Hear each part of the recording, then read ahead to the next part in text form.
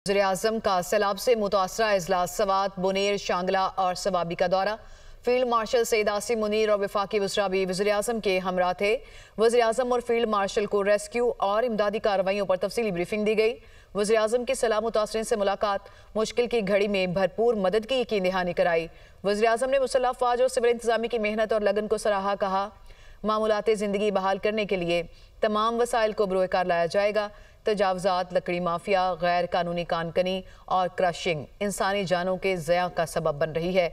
ये भी कहा गया वज़ीर-ए-आज़म शहबाज शरीफ की जानिब से उस दौरे के दौरान जो उन्होंने मुतासरा अजला सवात, बुनेर, शांगला और सवाबी के जो मुतासरीन हैं उनसे मुलाकात के लिए, उनसे इज़हार यकजहती के लिए और जो अफराद जाँ बहक हुए हैं उनके लवाहिकीन से इज़हार ताज़ियत के लिए किया।